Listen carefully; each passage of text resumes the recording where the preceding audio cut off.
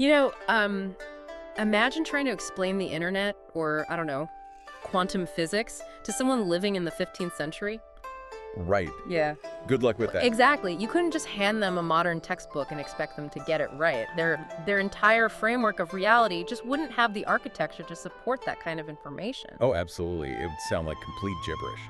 Or terrifying magic. Exactly. Before you could even teach them the facts, you'd have to, like, completely break down their existing worldview. You'd literally have to induce this state of cognitive dissonance, just shaking up their reality so the new knowledge actually had somewhere to fit. Which is a huge task. It really is.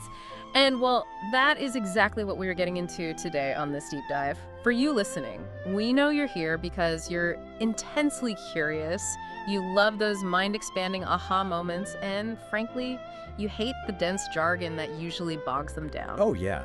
We are definitely skipping the jargon today. So today, we're going on a deeply cinematic journey. We really are. We are diving into the opening chapter of one of the most influential texts in all of Eastern philosophy, which is the Lotus Sutra. Yes. And our overarching mission today is to figure out why a seemingly simple meditation session on a mountain suddenly turns into this reality-bending cosmic event. Because it really escalates quickly. It does. It comes complete with alternate dimensions, mind-bending time dilation, and, believe it or not, a massive narrative twist ending. A literal plot twist in an ancient philosophical text. I love it. Right. We're decoding this text not just as a piece of ancient history, but as an absolute masterclass in human psychology. Yeah. It's a blueprint for how to prepare the human mind to receive the ultimate truth. Okay, so let's unpack the actual stage before we get to the magic tricks, because just the setup itself is staggering. Yeah, the scale is wild. The scene opens with the Buddha at a place called Vulture Peak, and the guest list reads like, the ultimate cosmic summit. We are told there are 12,000 arahats. For you listening, if you're trying to picture this hierarchy, what is the spiritual resume of an arahat compared to, like, everyone else who shows up? Well, think of an arahat as someone who has completed the fundamental spiritual syllabus. Okay. They are advanced practitioners who have completely extinguished all worldly desires, attachments, and the whole cycle of personal suffering. So they're, like, done. Yeah, they've achieved a state of profound personal liberation and are essentially ready to exit the cycle of rebirth entirely. But, and this is key, the text makes it a point to show that they're just occupying the first few rows of the audience. Wow. And that's just the VIP section, because behind them you have 80,000 bodhisattvas. Huge jump in numbers, yeah. Right. So to keep our university analogy going, if an arahat has graduated and left the building, a bodhisattva is someone who got their PhD but voluntarily decided to stay behind as a teaching assistant forever. I love that analogy. Just to help everyone else graduate. They're dedicated to the enlightenment of all others, not just themselves. That captures the fundamental difference in their vows perfectly. But the text doesn't stop there. No, it does not. Beyond the monks and the bodhisattvas, it expands into this dizzying cosmic roll call. It gets wild. You have human royalty and wealthy patrons, sure, which makes sense. But then you also have indigenous deities, asuras. Right, the asuras. Which are like these complex, power-seeking titans, basically. Sure. And Kinara kings, who were celestial musicians. And literally 8 dragon kings. Just casually hanging out. Right. It's an incomprehensibly diverse crowd. To put this in perspective for anyone listening, this isn't just a lecture. This is like the United Nations, a massive music festival, and a sci-fi convention all happening on the same mountain at the same time. And establishing this incomprehensible scale serves a very specific rhetorical purpose. Oh, really? Yeah. The truth that is about to be delivered isn't just some localized teaching for a specific group of monks in ancient India. The author is signaling that the fundamental laws of reality apply universally. Across the board. Across all species, all realms, and all conceivable levels of spiritual development. It's basically the ultimate unifying theory. Okay, so this incredibly diverse, massive crowd is gathered. They're buzzing with anticipation. And the Buddha preaches a preparatory teaching called the Infinite Meanings Sutra. Yes, the warm-up act. Right. And then he just stops talking. Complete silence. He sits down, crosses his legs, and goes into a state of deep, motionless meditation. The text says he enters the, quote, samadhi of the place of immeasurable meanings. Right. What is actually happening in his mind during samadhi? Because, honestly, it sounds a lot more intense than just taking a mindful breather. Oh, it is. It's not just relaxing or clearing your thoughts. Samadhi is a state of absolute unified consciousness. Unified meaning what exactly? It means it's a profound cognitive integration, where the boundary between the observer and the object being observed completely dissolves. So the Buddha is perfectly still, utterly absorbed in the fundamental fabric of reality. And this absolute physical and mental stillness actually becomes the catalyst for the chaos that follows. Chaos is definitely the right word here. Suddenly, these beautiful heavenly flowers, Mandarava and Manyugaka flowers, they just start raining down from the sky in heaps. Out of nowhere. Out of nowhere, covering the Buddha and the entire crowd, and then the earth itself starts shaking in 6 different ways. Right, trembling, rising, tossing. Trembling, rising, tossing, yeah. Everyone in the crowd is thrilled, they're overjoyed, but they're also deeply confused. Which makes sense. I mean, if this is a masterclass in preparing the mind, why start with a literal earthquake? Well, we have to look at the progression of phenomena here. We start with the grounded physical reality. A beloved teacher sitting quietly on a mountain. Right, very normal. Very normal. Then we get a radical disruption of the environment with the flowers and the seismic activity. The text is literally shaking the ground beneath their feet. Oh, I see. Metaphorically, it is breaking apart their rigid, foundational understanding of reality to signal that their previous paradigms are no longer sufficient. It reminds me of the concept of neuroplasticity in modern psychology, actually. Oh, that's a great connection. Yeah, like, if you want to break a deeply ingrained habit or a rigid worldview, you sometimes need a massive, jarring event, like a shock to the system, to create new neural pathways. So the earthquake is forcing a state of cognitive vulnerability. Exactly. It shatters the complacency of the everyday mind. But, the shaking earth and the falling flowers are just the warm-up acts for the visual spectacle that comes next. Right, because the phenomena moves from the physical to the purely optical, and it honestly sounds like a cosmic flashlight. It really does. The Buddha emits this brilliant, piercing ray of light from a white hair tucked between his eyebrows, and this light shoots eastward, illuminating exactly 18,000 distinct worlds. And the light doesn't just skim the surface of these worlds either. No, it acts as a cross-section of the entire multiverse, illuminating everything from the absolute highest heavens down to the Avici Hell.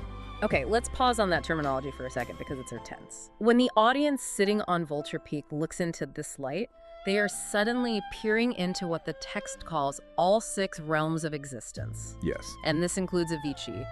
What exactly are they seeing when they look into that? Well, they are seeing the entire spectrum of sentient experience. The 6 realms traditionally include the realms of gods, jealous demigods, humans, animals, hungry ghosts, and hell beings. Okay. Avici is the lowest of these. It's the realm of continuous, unmitigated suffering. But conceptually, these realms aren't necessarily just physical dimensions somewhere out in space. They're not just like planets. No, they represent the profound psychological states that consciousness can inhabit. Like, a human can experience the hungry ghost realm through bottomless addiction, or the hell realm through acute trauma and despair. Wow. So this ray of light is essentially exposing the raw, unfiltered emotional and spiritual reality of the entire universe simultaneously. Exactly, all at once. That's overwhelming. The crowd sees other Buddhas teaching. They see beings suffering terribly and beings rejoicing. But the detail that really stops the audience in their tracks is seeing other spiritual practitioners going to absolute horrifying extremes to seek the Buddha way. Yeah, sacrifices. Right. They see people joyfully giving away massive fortunes, gold, silver, chariots, priceless jewels. Which is pretty standard. Yeah. Demonstrating that level of profound generosity is a staple in ancient spiritual texts. Right. It establishes a baseline of letting go of material wealth. Yeah, and giving away your wealth makes sense to us. It's philanthropy. Right. But then the text takes a hard, deeply unsettling left turn. The light reveals people giving away their own flesh, their hands, their feet. It's very graphic. It says they are joyfully giving away their wives and children and even their heads and eyes, all in pursuit of ultimate wisdom. And I have to push back hard on this. I don't blame you. Giving away your head and eyes, abandoning your family, that isn't just that borders on a disturbing cult-like glorification of self-harm, especially for a teaching that is fundamentally supposed to be about compassion. Oh, for sure. So how are we supposed to read this without being entirely repulsed? Well, your repulsion is entirely justified if you're reading the text as a literal historical instruction manual. Okay. But that deep discomfort is exactly the mechanism the text is leveraging. We have to remember we were dealing with a philosophical framework that operates heavily on metaphor, allegory, and symbol. So it's not a historical account. No, it's not an account of people dismembering themselves. It is a dramatic, intentionally jarring illustration of ultimate non-attachment and the complete surrender of the ego. But I mean, why use such violent imagery? Why not just say, they surrendered their egos completely? Because the human ego treats its identity, its pride, and its beliefs as if they were physical limbs. Oh, that's interesting. Right. Losing a core belief or a deeply held piece of your identity actually feels like a physical death to the ego. The text uses this shocking imagery to break the audience out of their limited, comfortable understanding of sacrifice. Because we think giving away money is enough. Exactly. You think dropping a gold coin in a donation box is a big deal. The universe is vast, and the level of dedication required to reach true enlightenment demands the total surrender of the self you think you are. Wow. The head and the eyes represent how you perceive the world and how you identify yourself. Giving them away means letting go of your very perspective. The violence of the metaphor matches the violent stubbornness of the human ego. That's a perfect way to put it. That makes the imagery a lot more profound and less like a slasher film. Exactly. So, okay, put yourself in the shoes of someone in this crowd. You've just experienced a supernatural earthquake, a localized flower rainstorm, and you've literally looked into alternate dimensions and seen the ultimate ego-shattering extremes of the universe. What is your next move? You immediately look for context. You try to impose some kind of rational framework onto an entirely irrational experience. You ask the smartest person in the room. Precisely. In this specific narrative, a bodhisattva named Maitreya looks around. He is completely bewildered by the light and the horrific and beautiful visions. And he spots another bodhisattva named Manjushri. Right, Manjushri. Now, Manjushri is culturally known as the absolute embodiment of wisdom. He's basically been around the cosmic block a few times. He has served past Buddhas, so Maitreya figures there might be a historical precedent for this specific light show. It is a brilliant narrative device to ground the mystical experience, really. How so? Well, instead of the characters falling to their knees in mindless panic at the supernatural event, they treat it like a recurring cosmological phenomenon that can be researched and categorized. To me, this is where the story gets really compelling because it feels almost scientific. Maitreya essentially says, I hypothesize this sequence of events has happened before. Let's consult the historical archives. Yes. And by doing that, the text is telling the listener that the universe, no matter how vast and terrifying it might appear in that ray of light, it still possesses a rhythm. It has underlying laws and an architecture of order. So Manjushri digs into his cosmic memory and starts recounting a story from a past era, unfathomably long time ago. Very long ago. And he describes a timeline featuring not one, but 20,000 Buddhas in succession. And they were all named Sun, Moonlight. And he focuses specifically on the final Buddha in that lineage. Right. Because the actions of this final Sun, Moonlight Buddha serve as the exact mirror we need. Before this final Buddha left his secular, wealthy life to become a monk, he had 8 royal sons. These were 8 princes who essentially ruled the world. Powerful guys. Very powerful. But when their father achieved complete enlightenment, they all abandoned their kingdoms and followed him to become monks themselves. Right. And here is the crucial parallel Manjushri points out. That past Buddha did the exact same thing our current Buddha is doing right now. Step for step. Step for step. He taught the Infinite Meaning Sutra, sat in deep samadhi meditation, the heavenly flowers rained down, the earth shook in 6 ways, and he emitted the exact same ray of light illuminating 18,000 worlds. The pattern is established perfectly. The cosmic precedent is locked in. According to the archive, after that specific light show, the past Buddha came out of his meditation and preached the ultimate teaching, the Lotus Sutra itself. And he preached it for 60 small eons without moving from his seat. Right. 60 small eons. Which, for context, an eon in ancient cosmology is basically an eternity. It's the time it takes a mountain to wear down if you brush it with a feather once every 100 years. It's an unimaginable stretch of time. 60 of them is just incomprehensible. Yet the text includes a highly specific, mind-bending detail about those 60 eons. Which is? To the massive audience sitting there listening to the past Buddha, those billions of years felt exactly like the time it takes to eat a single ordinary meal. Wow. Furthermore, no one in the crowd grew physically or mentally tired. To me, this sounds exactly like Einstein's theory of relativity. Like how time completely dilates depending on the observer's state of speed or gravity. Is this ancient text actually describing a psychological version of time dilation? That is a very apt comparison, honestly. Long before modern physics conceptualized relativity, this text is exploring how the subjective experience of time completely collapses under certain conditions of consciousness. That's wild. We all have micro-experiences of this, right? Time flies when you're deeply engaged in something you love. Right, like the flow state. Exactly. But this is scaling that psychological phenomenon to a cosmic level. When a consciousness is in a state of absolute flow or deep spiritual absorption, the ego, which is the mechanism that constantly measures, tracks, and worries about time, it just vanishes. The boundaries of time and space simply cease to exist. Because the teaching is so profound and the truth so absolute that the audience enters a state where they step entirely outside of the timeline just to absorb the information. Yes, beautifully put. So we have this perfect historical mirror for the present moment. The light, the shaking, the teaching, it all lines up to prove this has happened before. But Manjushri's historical archive doesn't just prove that the universe operates on a loop. It actually reveals a deeply personal, hidden connection between him and the very guy asking the question. Yeah, the narrative zooms in from the sweeping cosmic scale down to a deeply intimate interpersonal relationship. Let's follow Manjushri's story to its conclusion. The past sun moonlight Buddha eventually passes away. But before he does, he leaves his most brilliantly smart disciple, a bodhisattva named Wonderfully Bright, in charge of keeping the teachings alive.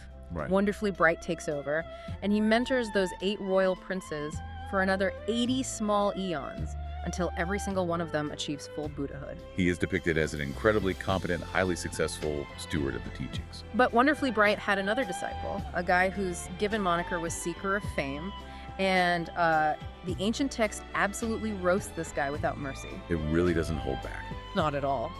It says Seeker of Fame was deeply greedy for profit. He loved hanging out with rich families and chasing clout. He was completely lazy. And worst of all, for an aspiring scholar, he forgot everything he ever read or studied. The text is very clear that he couldn't retain a single lesson. It is a remarkably relatable description of human flaw, honestly. But the source material notes one incredibly important caveat here. Despite all of these glaring, massive flaws, Seeker of Fame still managed to plant good roots. He still performed good deeds, however imperfectly, over countless lifetimes. So he was an absolute mess of a monk, but he kept trying. Exactly. So Manjushri is telling this ancient history to Maitreya, who had just asked him to explain the light show, and then Manjushri drops the massive twist ending. Here it comes. He looks Maitreya dead in the eye and says, "I was that teacher, Wonderfully Bright. And Maitreya, you, the highly respected bodhisattva, asking me this question right now, you were Seeker of Fame, the lazy, greedy disciple." It is a phenomenal narrative reveal that connects the distant past directly to the present conversation. It's a total mic drop. Thousands of years ago, you were my terrible student who just wanted to go to rich people's parties, and here we are again. What is the philosophical purpose of including this specific twist? Well, it serves 2 massive functions. First, it presents what seems to be a radically optimistic view of human potential. How so? Think about it. Seeker of Fame was objectively terrible at his spiritual practice. He was materialistic, easily distracted, completely forgetful. Yet through persistence over countless lifetimes, he evolved into Maitreya, one of the most highly revered bodhisattvas in the entire Buddhist pantheon, who is prophesied to be the very next Buddha of our world. Wow. The text is essentially democratizing enlightenment, telling the listener that no matter how flawed you are right now, your potential for ultimate awakening remains intact. I have to challenge that idea of democratizing enlightenment, though. Go for it. If the moral of the story is that it takes countless lifetimes and eons of grinding just to make up for being a terrible, distracted student, that sounds less like a democracy and more like an impossible eternal marathon. How is that supposed to give the average, flawed person sitting at home any actual hope? That is a very fair critique, and it strikes at the heart of how Buddhist karma and effort operate in this framework. It is an eternal marathon, yes, but the text is arguing for the power of compounding spiritual interest. Compounding interest. Yeah, the specific note that Seeker of Fame planted good roots despite his flaws is the key. It means that no effort is ever wasted. A moment of genuine generosity or fleeting mindfulness, even from someone deeply entrenched in ego and distraction, eventually compounds. Okay, I see. It might take eons, but the trajectory is set. It removes the pressure of needing to be perfect in this very second, replacing it with the necessity of just pointing yourself in the right direction, no matter how slowly you are moving. The ultimate long game. Even the worst student eventually graduates if they never drop out. Exactly. Yeah. And the second massive function of the twist is about the architecture of the event itself. By connecting his past life directly to Maitreya's, Manjushu completely validates the historical precedent. Oh, because he was there. Right. He is saying, I know exactly what this light show means and what is about to happen because I literally lived through this exact sequence of events with you. Wow. He concludes that because the omens perfectly match the past, the current Buddha's light show isn't just random chaotic magic. It is essentially a cosmic teaser trailer. A cosmic teaser trailer. I love that framing. It's a hype mechanism. It really is. It is entirely designed to grab their attention, stretch the boundaries of their minds, and prepare their cognitive architecture for the delivery of the ultimate truth, which is the Lotus Sutra itself. Because you simply can't drop the heaviest, most reality-altering philosophy on people while they're just sitting around comfortably on a Tuesday afternoon. No, their brains will reject it. Exactly. You have to prep them. You have to shake the earth beneath them, show them infinite dimensions of joy and horror, collapse their subjective sense of time, and connect them to an ancient lineage. Then, and only then, are their minds open and terrified and awestruck enough to actually absorb what you have to say. That is the genius embedded in the text. The medium truly is the message here. The psychological preparation for the knowledge is treated as just as vital as the knowledge itself. Which brings us to the ultimate question for you, our listener. Why should you care about this ancient, intricate setup on a mountain in India? Because it operates as the perfect metaphor for how we interact with paradigm-shifting knowledge today. Absolutely. We like to think we just want the cold, hard facts straight up. But our minds are incredibly stubborn. We are trapped in our own little localized realities, our own daily routines, our own egos. We can't just be handed the ultimate truth about the universe or even a hard truth about ourselves and expect it to magically click. Right. Our cognitive architecture requires preparation. Sometimes we desperately need our personal earth to shake. We need our perspectives radically and sometimes violently widened before we can actually understand something truly new. We have to be forced to realize the severe limitations of our own individual viewpoints before we can step beyond them. It really makes you wonder what kind of profound cosmic light shows we are missing on a daily basis simply because our heads are down and we refuse to look up. Or because we haven't cultivated the necessary moments of profound stillness and samadhi to even notice the light when it appears. Which brings us right back to that 15th century person trying to wrap their head around quantum physics. You often have to break a reality in order to expand it. So we'll leave you with this lingering thought to chew on today. If you were sitting on that mountain and the earth suddenly shook, the flowers fell, and you were shown the entire, overwhelming spectrum of human suffering, profound joy, and ultimate ego-shattering sacrifice in a single flash of light, what is the very first question you would ask, and who in your life would you turn to for the answer?